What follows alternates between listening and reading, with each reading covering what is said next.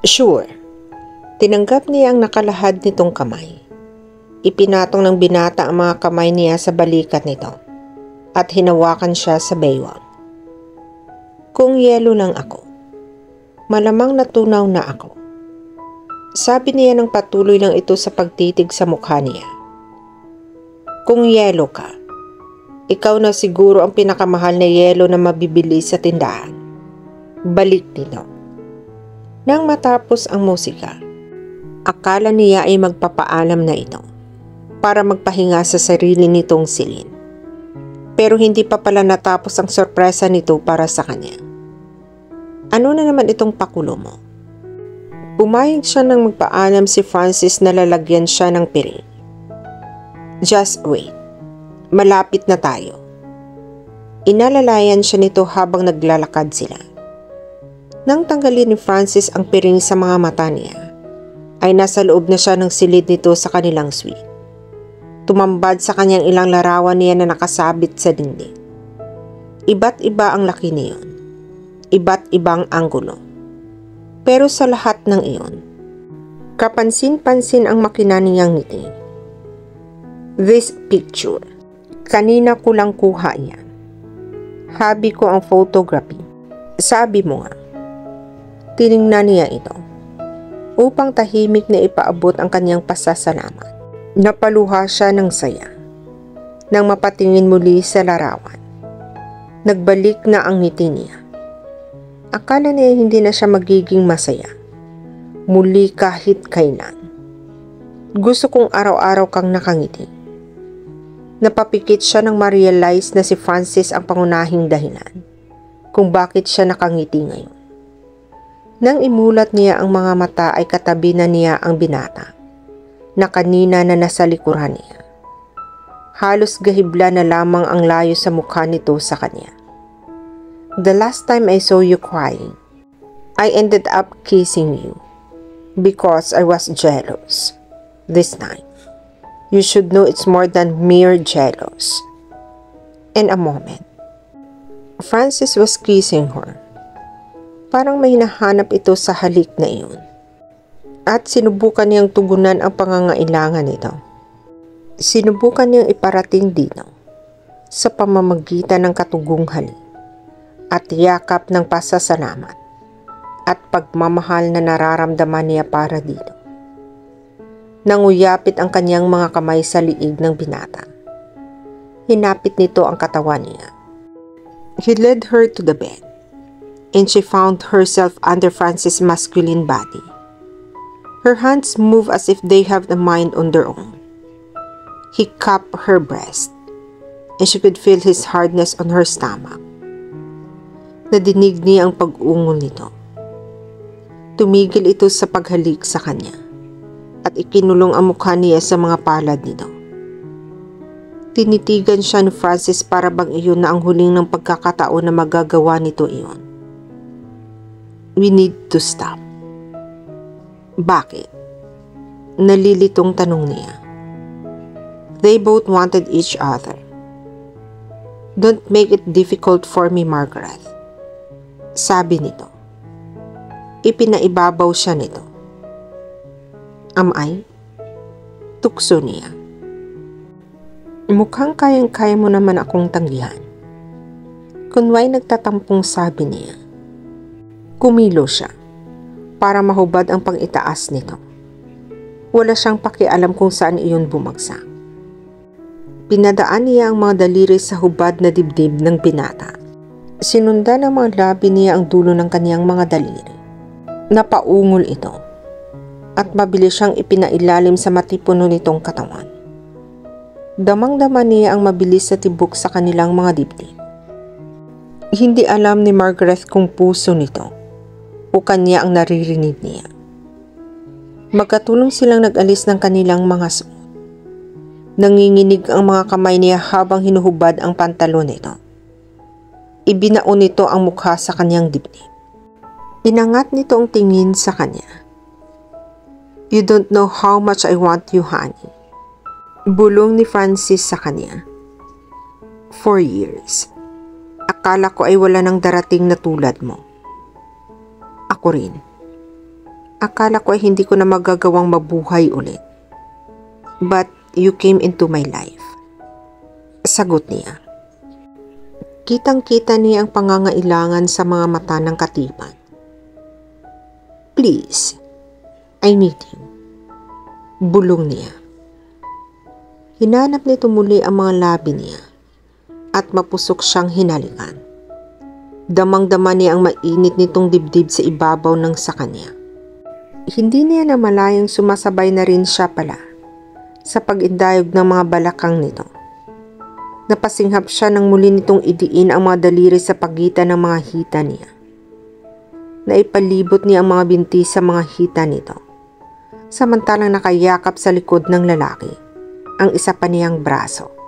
Nag-umpisang manginig ang katawan niya nang mas bumilis pa ang paggalaw ni Francis sa ibabaw niya.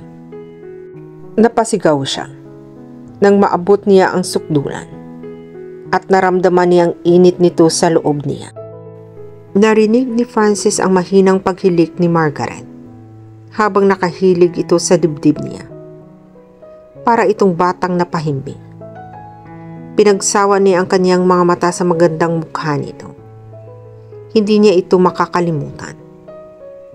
Sana ay hindi magbago ang ngiti nito kahit wala na siya. Sana ay hindi ito gaanong masaktan kapag nalaman nito ang totoo o ang dati niyang motibo. Dahan-dahan siyang umalis sa kama. Nagbihis at hinagip ang kanyang cellphone. Nalaman niya mula sa update ni Ronan na nakaka-recover na ang ama ni Margaret. Nakalabas na ito ng hospital at pinasigla ng balita mula sa anak nito na hindi na nanganganib ang hospital. Kung alam lang nito ang isinakripisyo ni Margaret para lang mabawi ang institusyon na mahal nito. Pag naiisip niya iyon, ay gusto niya magalit sa ama ni Margaret at sumbatan ito sa lahat ng iniisip niyang kasalanan nito sa kanya. Pero kung hindi iyon ginawa ni Margaret, may pag-asa kaya na magkalapit sila ng dalaga? Isa pa, mahal na mahal nito ang ama. Siguro panahon na para unawain niya ang magulong damdamin na iyon. Ang emosyon na pinaniniwalaan niyang tumapo sa buhay ni Sofia, na labis din nagmahal sa ama ni Margaret. One of these days, pagganap na itong magaling, kakausapin niya ang matanda. Alang-alang kay Sofia, ang babae na kinikilala niyang ina. Anak siya sa pagkabinata ng yumaong ama niya. Hindi niya nakikilala ang tunay na ina. Pero minahal siyang labis at itinurong na anak ni Sofia.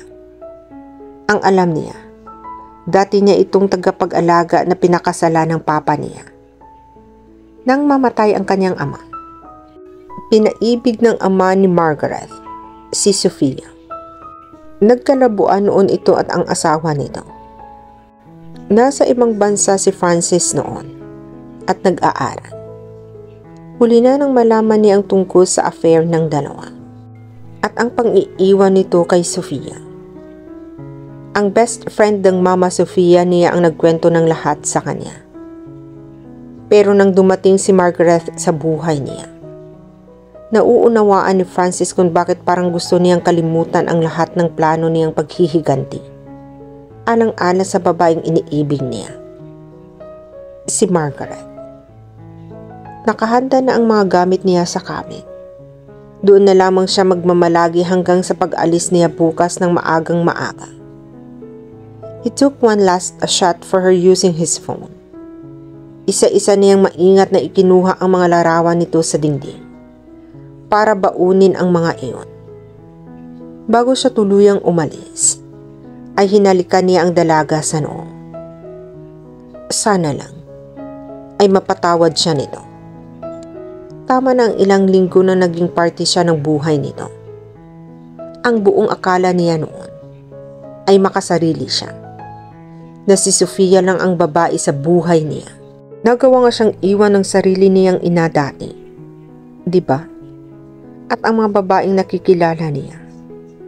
Alam niyang malaking appeal sa mga ito ang kabataan niya, ang karisma ng kanyang ama, at higit sa lahat ang pera at kayamanan niya.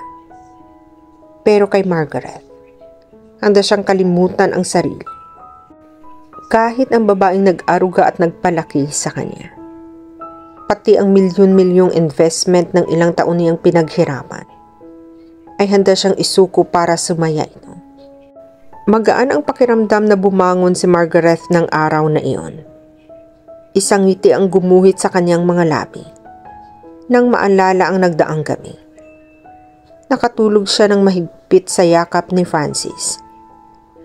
Lumamlam ang kanyang mga mata nang makitang wala sa tabi niya ang binata. Bumangon siya at inilibot ang tingin sa buong silid. Wala na ang mga pinagbisisan nito nang nagdaang gabi. Wala na pati ang mga larawan niyang kuha nito. Napuno ng di magandang pakiramdam ang kanyang dibdib. Nang tumawag siya sa reception, ay hindi na niya kinakailangang magtanong. Nang mag-register ang room number niya sa caller ID ng hotel, ay in-inform siya ng staff na nag-check out na ang kasama niya sa suite. Pero bayad iyon hanggang sa gusto niyang magstay. Hinagilap niya ang cellphone at sinubukang tumawag sa numero ni Francis. Pero hindi niya ito makontak. Ang sabi ng front desk, may iniwan daw na sulat para sa kanya ang binata. Nang manghimig niya ang sarili at nakapag-ipon siya ng sapat na lakas ay bumaba si Margaret para kunin ang sulat. Umaasa siya na may importanteng meeting lamang si Francis, kaya hindi nito na nagawang magpaalam. Babalik din ito, hindi ba? Maikli lamang ang mensahe ni Francis. It was a goodbye letter. Ramdam na ramdam niya iyon. The words in it sounded so cold and businesslike. Malayo sa init na naramdaman niya sa piling nito kagabi. Sinabi rin ng hotel staff na nakikipag-appointment sa kanyang abogado ng lalaki, si Ronan. Iniabot sa kanya ng abogado ang isang brown envelope. Nandyan sa loob ang mga papeles na kailangan para mailipat sa pangalan mo ang shares ni Francis sa hospital. May sulat din siya para sa iyo dyan. Ako na ang humihingi ng depensa. Hindi lang talaga masabi ni Francis ng harapan kung bakit kailangan niyang lumayo sa iyo.